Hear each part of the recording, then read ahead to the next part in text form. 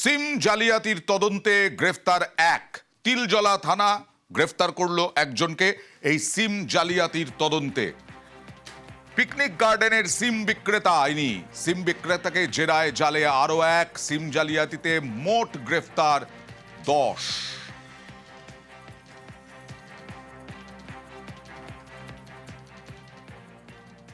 আর হাওড়ায় বেআইনি বহুতল ভাঙলো হাওড়া পুরসভা। 23 নম্বর ওয়ার্ডে, হাওড়া পুরসভার 23 নম্বর ওয়ার্ডে বেআইনি বাড়ি, বেআইনি বহুতল। কাঁটাপুকুর এলাকায় ভাঙা হলো বেআইনি বহুতল। পুলিশকে নিয়ে বহুতল ভাঙলো পুরসভা। দেখুন সেই ছবি।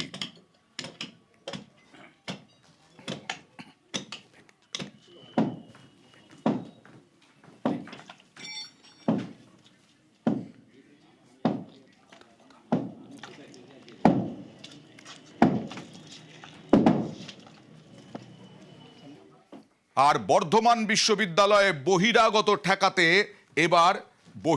ঠেকাতে স্মার্ট কার্ড।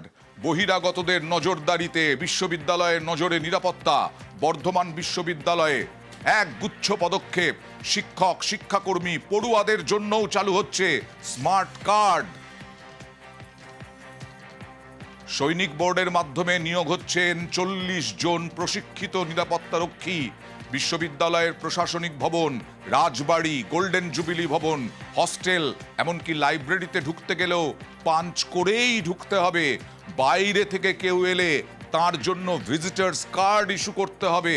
এবং জোর দেওয়া হচ্ছে সিসি ক্যামেরায়। আপাতত ইসি বৈঠকে বিষয়গুলি নিয়ে আলোচনা হয়েছে। স্মার্ট কার্ডের টেন্ডারও হয়ে গেছে। অবসরপ্রাপ্ত সেনাকর্মীদের নিয়োগ নিয়েও সেনা বোর্ডের সাথে কথা হয়েছে।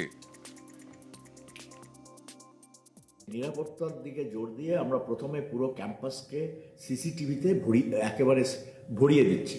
এখন যা আছে তার প্রায় দ্বিগুণ সিসিটিভি আসবে। এরপর আমরা যেটা করছি, বহিরাগতদের মানে যাতায়াত এবং ক্যাম্পাসে ঢোকাটা রেস্ট্রিক্ট করার জন্য আমরা একটা স্মার্ট কার্ড ইস্যু করছি।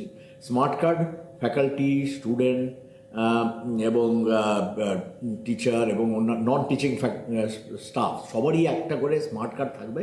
এবং ভিজিটার যে আসবে তাকে একটা ভিজিটার কার্ড আমরা ইস্যু করব। এইটা যদি হয় আমাদের স্টুডেন্টদের পক্ষে, সবার পক্ষেই, শুধু মেয়েরা নিয়ে কথা না, ছেলে মেয়ে উভয়ের পক্ষেই এটা খুব ভালো হয়। কারণ আমাদের একটা সেফটি তো ফার্স্ট আছে না। একটা ইউনিভার্সিটির মধ্যে যদি আমরা নিজেকে সিকিউর না করতে পারি তাহলে ওইটা আমাদের খুব প্রবলেম হতো। এইটা যদি স্মার্টটা ডিজিটাল হয়ে যায় তাহলে ওইটার আর কোনো প্রবলেম তো থাকার কথাই না। আমাদের ভিসি স্যারকে আমি প্রথমেই ধন্যবাদ জানাবো যে এরকম একটা পদক্ষেপ যদি নিয়ে থাকেন তাহলে আমাদের সকল ছাত্রছাত্রীর পক্ষেই খুবই উপযোগী হবে। কারণ এর থেকে আমি মনে করি যে বিশ্ববিদ্যালয়ে বহিরাগতটা যে স্টুডেন্টরা ঢুকে যায় বাইরে থেকে, সেগুলোকে আটকানো সম্ভব। প্রক্রিয়া একটা প্রসেসের মধ্যে আছে, দেখা যাক কতদিনে কার্যকর হয়। আমরা এসএফআইয়ের পক্ষ থেকে দীর্ঘদিন ধরে এই নিয়ে আন্দোলন সংগ্রাম করেছি। বহিরাগত মুক্ত করতে হবে ক্যাম্পাস থেকে হোস্টেলগুলো। ক্যাম্পাসের ভেতরে বা হোস্টেলের ভেতরে কোনো বহিরাগত যেন না থাকে। কিন্তু কার্যত দেখা যাচ্ছে এই যে সিদ্ধান্ত এখনও হয়তো সেটা কার্যকরী হয়নি। যদি কার্যকরী হয় তাহলে এক প্রকার কর্তৃপক্ষ আমাদের আন্দোলনকে মেনেই নিলেন। কি উদ্দেশ্যে এটা করছে আমাদের আগে জানতে হবে। দুঃখের বিষয়, কর্তৃপক্ষ এখন আমাদের সাথে কোনো এই ব্যাপারে আলাপ আলোচনায় যায়নি। তো এটা একটা সাধু উদ্যোগ। বিশ্ববিদ্যালয়ে কে কখন ঢুকছে, বিশ্ববিদ্যালয়ে ঢুকে তার প্রবেশাধিকার আছে কিনা, সেই স্মার্ট কার্ডই প্রমাণ করবে। তার মধ্যে দিয়ে সে বিশ্ববিদ্যালয়ে প্রবেশের সুযোগ পাবে এবং কে কখন ঢুকছে এটাও নথিবদ্ধ থাকবে সেই স্মার্ট কার্ডের মধ্যে দিয়ে। আমাদের যিনি বর্তমান উপাচার্য তিনি সেই চেষ্টা করছেন। আমরা যারা বিশ্ববিদ্যালয়ের সঙ্গে সংশ্লিষ্ট আছি, আমরা কর্মচারী থেকে শুরু করে সকল স্তরের প্রত্যেকে যদি আমরা ওনার পাশে দাঁড়িয়ে এই উদ্যোগকে বাস্তবায়িত করার জন্য চেষ্টা করি, আমার মনে হয় সেটা বিশ্ববিদ্যালয়ের পক্ষেই ভালো। ভুড়ি ভুড়ি ভুয়ো ভোটার। আর ইতিমধ্যেই মমতা বন্দ্যোপাধ্যায় নেতাজি ইন্ডোরে নির্দেশ দেওয়ার পরে তৃণমূলের নেতা মন্ত্রীরা একেবারে নেমে পড়েছেন ময়দানে ভুয়ো ভোটার ধরতে। আর নির্বাচন কমিশন সেখানে জানিয়ে দিয়েছে যে একই এপিকে অনেকগুলো নাম থাকতে পারে এপিক নাম্বারে। সেই নিয়েই এবার সাকেত গোখলে তিনি কমিশনের বিরুদ্ধে খড়গহস্ত হলেন। ভুতুড়ে ভোট নিয়ে ফের নির্বাচন কমিশনকে তোপ। এক্স হ্যান্ডেলে বিস্ফোরক পোস্ট সাকেত গোখলের। এপিক বিভ্রান্তিতে চক্রান্তের অভিযোগ করলেন সাকেত গোখলে। কি কি বললেন একেবারে পয়েন্ট ওয়াইজ সরাসরি চলে যাব মৈত্রীর কাছে। মৈত্রী, কি কি অভিযোগ করলেন, কিভাবে তোপ দাগলেন নির্বাচন কমিশনের বিরুদ্ধে?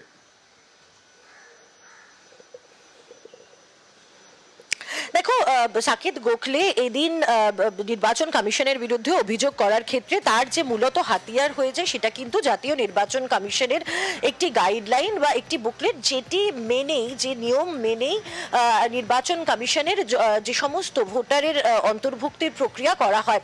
তিনটে বিষয় মূলত সাকেত গোখলে তুলে ধরেছেন। এক, জাতীয় নির্বাচন কমিশনের তরফ থেকে দাবি করা হয়েছিল যে দুই রাজ্যের ক্ষেত্রে ম্যানুয়ালি ভোটার কার্ড ডিস্ট্রিবিউশনের সময় হয়ে থাকতে পারে যে দুই রাজ্যের ভোটার কার্ডের এপিক নাম্বার সেগুলি একই সিরিয়ালের হয়ে গিয়েছিল এবং সেই কারণে এক হয়েছে। সাকেত গোখলে তিনি ম্যানুয়াল থেকে কোট করে উল্লেখ করেছেন যে এই এপিক কার্ডের ক্ষেত্রে, প্রত্যেকটি এপিক কার্ডের ক্ষেত্রে দুটি যে নাম্বার থাকে তার দুটি অংশ থাকে। প্রথমে 3টি অক্ষর থাকে এবং তারপরে 7টি নাম্বার থাকে। এই যে প্রথম 3টি অক্ষর, এগুলি প্রত্যেকটি অ্যাসেম্বলির জন্য আলাদা আলাদা বরাদ্দ করা থাকে। অর্থাৎ যদি সেটি রাজ্যের কোনো একটি অ্যাসেম্বলি হয়, ধরা যেতে পারে চৌরঙ্গি অ্যাসেম্বলি, সেই চৌরঙ্গি অ্যাসেম্বলির জন্য যে নির্ধারিত যে XYZ নাম্বারটি থাকবে সেটি কিন্তু অন্য কোনো রাজ্যের অন্য কোনো অ্যাসেম্বলির সঙ্গে মিল হওয়ার কথা নয়। তাহলে এটা কি করে হলো? ফলে দুই রাজ্যের ভোটার কার্ডের এপিক নাম্বার এক হতে পারে সেই সম্ভাবনা থাকছে না।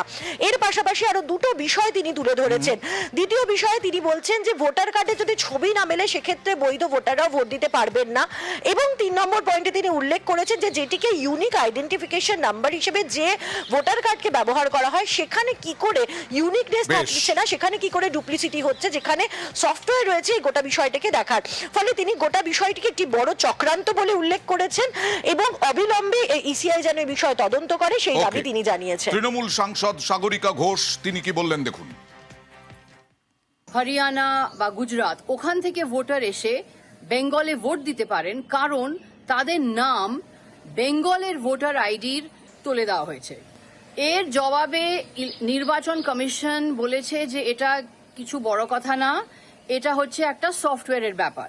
আমরা নির্বাচন কমিশনকে 24 ঘন্টা সময় দিয়েছি। আমরা বলেছি যে এই ভুলটা স্বীকার করুন আর ডুপ্লিকেট এপিক কার্ড নাম্বারের বিরুদ্ধে অ্যাকশন নিন। নির্বাচন কমিশনের নিজস্ব হ্যান্ডবুকে লেখা আছে যে duplicate voter epic card number নিষেধ।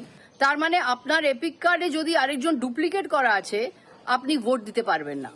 এটা হচ্ছে একটা মস্ত বড় ফৌজদারি অপরাধ, এটা একটি প্রতারণা, এটা হচ্ছে একটা মস্ত বড় কেলেঙ্কারি, যেটাকে নির্বাচন কমিশনকে স্বীকার করতে হবে আর এর বিরুদ্ধে অ্যাকশন নিতে হবে, তদন্ত করতে হবে। যদিও বিজেপি সাংসদ, বিজেপি রাজ্য সভাপতি সুকান্ত মজুমদার গোটাটাই রাজ্যের ওপরে দায় ঢেলেছেন। নির্বাচন কমিশন কাজ করে হচ্ছে রাজ্য সরকারের যে মেশিনারি আছে সেই মেশিনারিকে নিয়ে। আপনার এলাকায় যদি আপনাকে নাম তুলতে হয় বা নাম কাটাতে হয়, আপনি কার কাছে যাবেন? আপনাকে এসডিওর কাছে যেতে হবে, বিডিওর কাছে যেতে হবে ব্লকে থাকলে। তো স্বাভাবিকভাবে রাজ্য সরকারের মেশিনারি সেখানে কাজ করে। তো ভুল যদি হয়ে থাকে তো প্রথম দায়িত্ব হচ্ছে রাজ্য সরকারের মেশিনারি, অর্থাৎ যারা নির্বাচন কমিশনের হয়ে গোটা বছর কাজ করে। ভোটার তালিকা যাচাইয়ে অবাক কাণ্ড কোচবিহারে। একই এপিকে 3 নাম, 3টে নাম। কোচবিহারে যখন ভোটার তালিকা যাচাই হচ্ছে তখন, মাফ করবেন, 3 এপিকে একই ভোটারের নাম। 3 এপিকে বুলবুলির স্বামীর নামও এক, বিধানসভা পার্ট নাম্বার ও সিরিয়াল আলাদা। প্রকাশ্যে আসতেই শোরগোল। 3 এপিকে একই নাম। কথা বলবো প্রতিনিধি শুভঙ্করের সঙ্গে। শুভঙ্কর, আরো একবার বোঝার চেষ্টা করব কি হয়েছে এবং এটা হলো কিভাবে, কি বলা হচ্ছে। হ্যাঁ অয়না, দেখো বেশ কিছুদিন ধরেই ভোটার তালিকা স্ক্রুটনি করতে গিয়ে দেখা যাচ্ছে যে একই এপিক নম্বরে একাধিক নাম। সেটা আমরা বিগত দিনেও খবর দেখিয়েছি, কিন্তু এবারে স্ক্রুটনি করতে গিয়ে একটা নতুন জিনিস সামনে এলো। সেটা হলো একই এপিক নম্বরে 3 জনের নাম, 3 জন বুলবুল অধিকারী। অর্থাৎ একই এপিক নম্বর, সেখানে 3টে নাম রয়েছে এবং 3টি নামই বুলবুল অধিকারী। তাদের স্বামীর নামও এক, শুধু বিধানসভা কেন্দ্র এবং তাদের পার্ট নম্বর এবং সিরিয়াল নম্বর আলাদা। এই ঘটনাতেই শোরগোল পড়ে গিয়েছে কোচবিহারে। যেটা জানা যাচ্ছে যে বুলবুল অধিকারী, তার বাড়ি মাথাভাঙা 2 ব্লকের ফুলবাড়ি এলাকা। স্বামীর নাম শ্যামল অধিকারী, তার বিধানসভা কেন্দ্র মাথাভাঙা। আবার একই বুলবুল অধিকারী, তার বিধানসভা কেন্দ্র ফালাকাটা, তার এপিক নম্বর 1, তার স্বামীর নাম শ্যামল অধিকারী। আবার আরেকটা বুলবুল অধিকারী পাওয়া গেছে, তারও একই এপিক নম্বর 1, তার বিধানসভা ফালাকাটা, তার পার্ট নম্বর এবং সিরিয়াল নম্বর আলাদা।